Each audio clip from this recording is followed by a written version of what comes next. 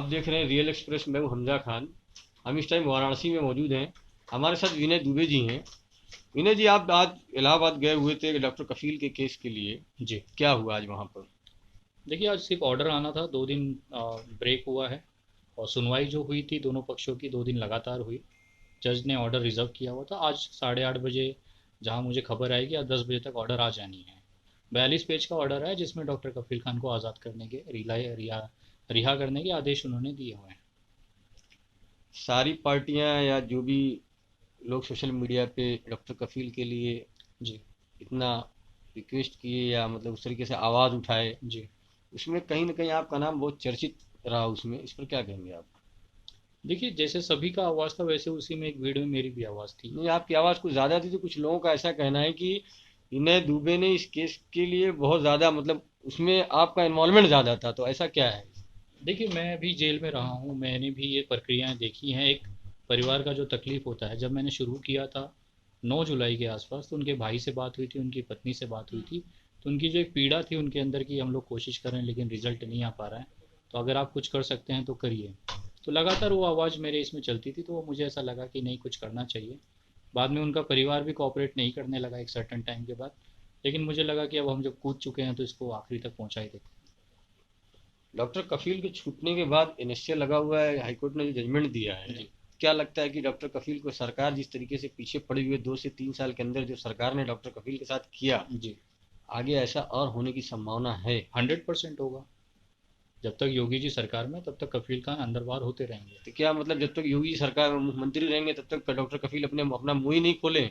ऐसा नहीं, देखिए उनका मर्जी है, वो चाहते नहीं है कि वो मुंह खोलें। योगी जी का बहुत क्लियर मैसेज है कि आप शांत रहिए। अगर आप शांत नहीं रहेंगे तो मैं आपको उठा के जेलों में बंद करता रहूँगा। बीआरडी का इतना बड़ा मैटर हुआ, जितने बच्चों की मौतें हुई थी, जी। जो आदमी उसकी आवाज उठाया, सीए और एनआरसी जैसे मुद्दे पे आया, सारी बात की, आप एक पढ़ा लिखा आदमी, एक डॉक्टर, जी। इस महामारी में उस डॉक्टर की बहुत सख्त जरूरत थी जी। लोगों की मदद करने के लिए। उसको सरकार इतना पीछे पड़ी है, कल वो फिर निकल जाता है, अगर परसों सरकार फिर उसके पीछे लग जाएगी तो फिर क्या करेंगे? ऐसा कैसा चलेगा? देखिए, वो चाहे जितनी भी चीज़ें कर लें, लेकिन कैसा होता है, अगर प्रताड़ित करना है तो हमारे कानून में ऐसी धाराएं हैं कि आपको उसमें उलझ के रहना पड़ेगा। जो न्यायिक प्रक्रिया है उसमें आपको जाना पड़ेगा। तो वो सिर्फ प्रताड़ित कर सकते हैं आपको एक तरीके से, लेकिन जो रिजल्ट है वो कहीं ना कहीं फिर से छूट के बाहर आ जाएंगे। आप भी आवाज उठाते हैं, आपके पीछे प्रशासन पड़ता है, जी। पड़ता है। काफी पीछे पड़ जाता है। डे जेलों में जेल डाल भी देता जाके आए है। हैं? जी जी, जाते हैं वो तो। देखिए, एक सामाजिक कार्यकर्ता है कि जीवन में अगर मैं जेल से डरने लगूं या फिर प्रशासनिक कार्रवाई करने लगूं, तो आज मैं घर पे बैठ के लैपटॉप लेके वर्क फ्रॉम होम कर रहा होता। हमारी तो ये श्रृंगार है एक तरह से, हमारा एक गहना है। जेल जाना आना, आंदोलन करना सड़कों पे, अ, आवाज़ उठाना, तो ये एक सामाजिक कार्यकर्ता का अगर जो सही में करना चाहता है जो समाज के लिए कुछ, उसके लिए तो ये गहने हैं। और रासुका अगर लगती है तो समझिए वो हमारे लिए परमवीर चक्र है। भक्त और अनभक्त, दो जी। वर्ड आपके बीच में बहुत बहुत ज्यादा घूमता है। जी। भक्त और अनभक्त में आप नई पीढ़ी को मेरे चैनल के माध्यम से खाली इतना बता दीजिए, भक्त भक्ति क्या होती है और अनभक्ति क्या होती है? देखिए, जब भारतीय जनता पार्टी आई थी तब भक्त हुआ करते थे शुरुआती दौर में। फिर धीरे धीरे वो ब्लाइंड एकदम अंधभक्त हो गए। आजकल वो लोग अंध भक्त हैं। वो एक पागलपन का आखिरी दौर होता है, जब सिर्फ वो अंडे के अंदर आपको सिर्फ अंडा ही दिखता है, बाकी कुछ दिखता नहीं। इसके लिए मैं उनको एक तीसरी कैटेगरी ईजाद की कि हाँ, वो अंध भक्त के लेवल पे आ गए हैं।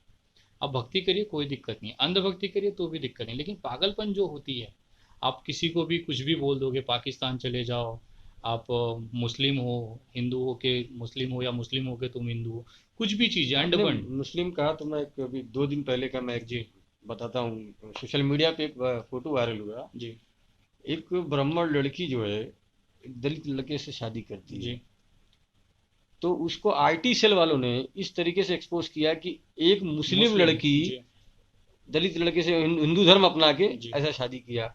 तो वो दो चीज मतलब मुसलमानों को कहीं ना कहीं आईटी सेल एकदम। एकदम। एकदम बदनाम करने पे लगा हुआ है, जबकि सर आप वहां एक कोई इन्वॉल्वमेंट मुसलमानों का है ही नहीं। सर आप एक चीज़ समझिए, भारतीय जनता पार्टी की जो काम है या जो उनकी भोजन है ना, वो मुस्लिम के आसपास ही टिकी हुई है। अगर ये मुस्लिम और पाकिस्तान नफरत हटा देना, तो इनके पास बोलने के लिए ना एक बाल का टुकड़ा नहीं है। काम की बात तो इनसे कर नहीं सकते, कोई चीज़ इनसे हो नहीं रही है, देश संभल नहीं रहा, तो इनको केवल एक ही चीज़ दिखा रहा है कि सारा ठिकरा मुस्लिमों पे डाल दो, लोग उसमें उलझे रहेंगे। कुछ मुस्लिमों को, एक मुस्लिमों समाज को टारगेट करते करते इन्होंने पूरा देश बर्बाद कर दिया। मुस्लिम तो हिंदुस्तान का, मुसलमान की तो ऐसी स्थिति हो गई है जी कि किसी को अगर नेता बनना है तो खाली मुसलमानों का गुण गाना चालू कर दो, नेता ही बन जाता है। दोनों ही ये तो पक्ष नई हैं। पॉलिसी 2014 के बाद ये एकदम चालू हुई है। एकदम एकदम आप मुसलमानों के बारे में बोलना चालू करिए, आप कल जो है पॉलिटिशियन बन जाएंगे एकदम और कोई पार्टी जो आपको ले लेगी। एकदम आप चाहे क्रिमिनल रहिए, चाहे कुछ भी रहिए, बीजेपी में आइए और वॉशिंग मशीन में साफ करके निकल जाइए क्राइम को अपने। एकदम सही बात कह रहे हैं, सहमत हूँ आपसे।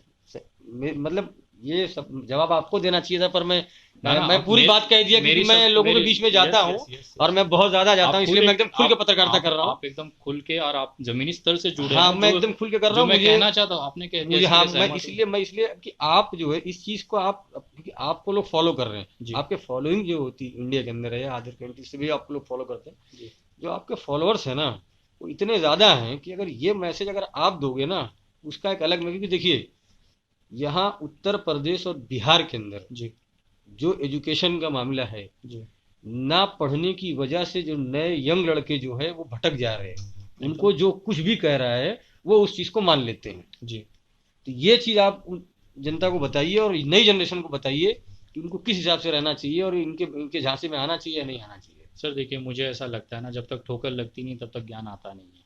अगर वो कोई बाइक से गिरेगा नहीं तो बाइक चलाना सीखेगा नहीं। आज जितने लोग आज अंधभक्ति में भाग रहे हैं ना, कल जब इनके माँ बाप मरेंगे घर पे, इनके बाप सुसाइड करेंगे कि मैं बच्चों को पाल नहीं पा रहा हूँ ना, तब इनकी आंखें खुलेगी। और मैं चाहता हूँ ये हो। जिस तरह से ये अंधभक्ति में लगे हैं ना, धर्म के नाम पे, पार्टी के नाम पे, समाज के नाम पे, मैं चाहता हूँ इनके घर पे ये मुसीबतें आए ताकि इनकी आंख खुले। और जब ये आएंगी तब जाके कहीं एक देश का स्वर्णिम भारत जो है ना तैयार होगा। आज आप देखिए, मन की बात जो ये मोदी जी आके कर जाते हैं, आज डिसलाइक बढ़ने लग गई हैं। लोगों को ये समझ में आने लग गया है।